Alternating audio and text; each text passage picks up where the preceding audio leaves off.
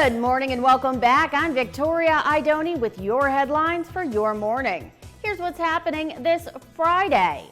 A Virgin Orbit rocket released from a jet flying off the California coast has carried 7 small satellites into space.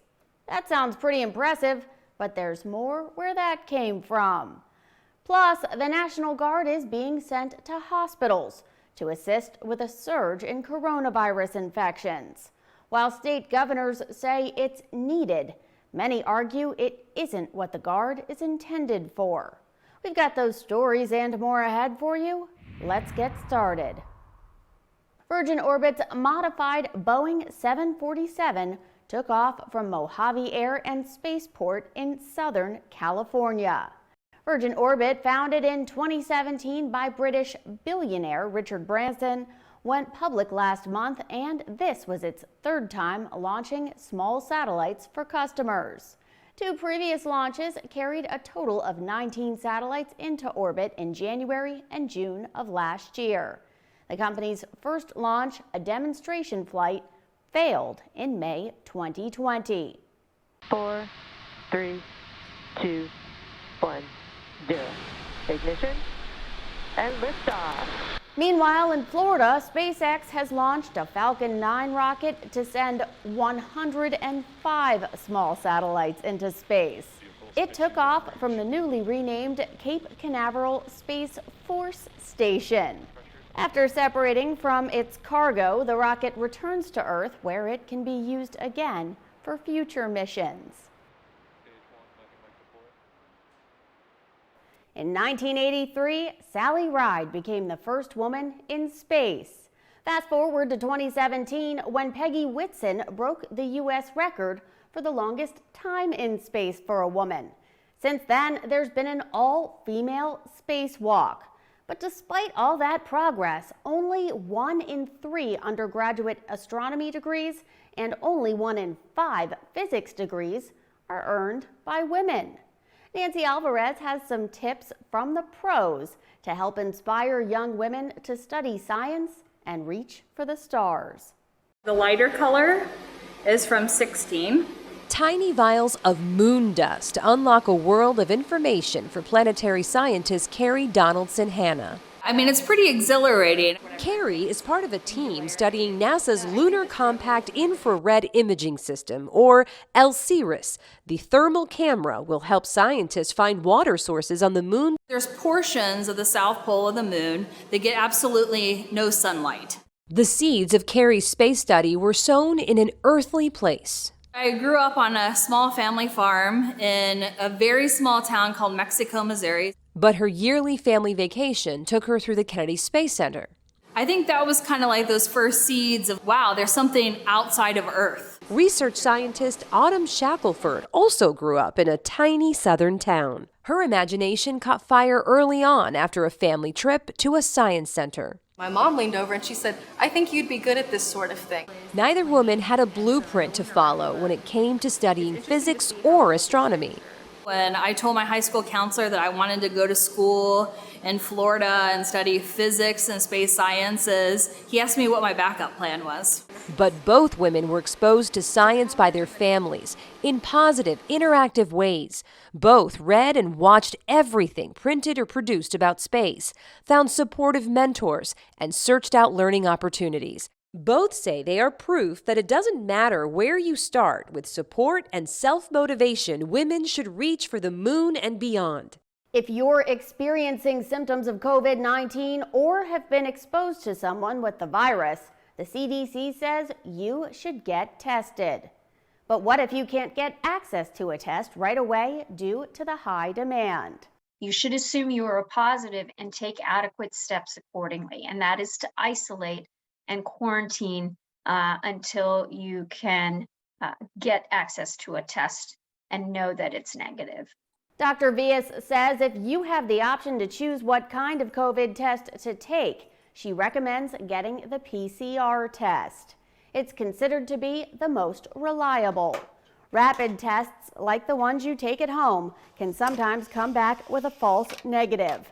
So if you aren't feeling well, but the test says you're negative, you should test again with a PCR test. However, Dr. Villas says if the rapid test comes back positive, it's usually right. If there's any contact tracing, and especially if you've been around people who are unable to get the vaccine because of their own immunocompromised state or medical issues, it's very helpful information to know who has COVID so that we can help understand the spread and the transmission. In 2018, Donald Trump signed the first criminal justice reform bill that had been passed in nearly a decade. The First Step Act goes into effect in the coming week. Here's how it works. Those who are eligible have an opportunity to go through recidivism reduction programs. Prisoners who successfully complete 30 days of the program can earn up to 10 days of credits. And upon another successful 30 days, they not only get 10 more, but an extra 5 days can be awarded. And those are retroactive back to when the law was signed. As a result, the Justice Department will begin transferring thousands of inmates out of overcrowded and understaffed federal prisons this week. Now on to the pandemic. Long lines have formed outside of COVID-19 testing sites in the Mexican city of Tijuana after the state began requiring mandatory proof of vaccination to enter businesses, forcing people to get tested. Mexico has also been one of the few countries not to impose lockdowns, flight bans, or face mask requirements. Mexico passed 300,000 test-confirmed coronavirus deaths last week, but tests can be tough to come by. And as so little testing is done in the country of 126 million, a recent government review of death certificates put the estimated death toll closer to 460,000. Back here at home, the Supreme Court has shut down the Biden administration's requirement that employers with 100 or more workers mandate vaccines or regular negative tests. The court concluded the administration overstepped its authority, a move that would have directly impacted more than 80 million Americans. The court did, however, allow the administration to proceed with a vaccine mandate for most healthcare workers. President Biden says he's disappointed and has urged businesses to enact their own mandates. In New York City, new Mayor Eric Adams is considering allowing the nation's largest school district to return to some form of virtual instruction as the city weathers a wave of coronavirus cases. That would be a reversal from his pledge a week ago to keep children in schools. Adams said he still believes the safest place for children to be is in school, but that there are a substantial number of children missing classes. And he refuses to repeat what happened in the country's third largest school district, where Chicago canceled 5 days of classes because of disagreements with the teachers' union over COVID-19 safety protocols. So the question is, has the time come to send in the troops? In Washington state, Governor Jay Inslee is deploying 100 members of the National Guard to overcrowded emergency departments in hospitals across the Evergreen state, which will also see additional FEMA testing sites following a 75% increase in COVID-19 hospitalizations over just the first week of the new year. Yesterday, Oregon Governor Kate Brown said she was deploying 1,200 Oregon National Guard members to more than 50 hospitals across her state. And Wisconsin Governor Tony Evers has announced 200 of his state's troops are in training to help fill staffing shortages at skilled nursing facilities in an effort to open up more beds and relieve pressure on overwhelmed hospitals. Back in Washington state, Inslee's also requiring hospitals to temporarily halt non-urgent procedures, and he's requested that retired healthcare workers return to the workforce temporarily to help out.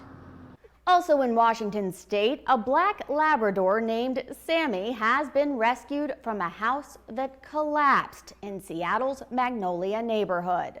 On January 7th, a landslide caused the home to slide off of its foundation, leaving the couple who lived there trapped, and their other dog, Lily, did not make it.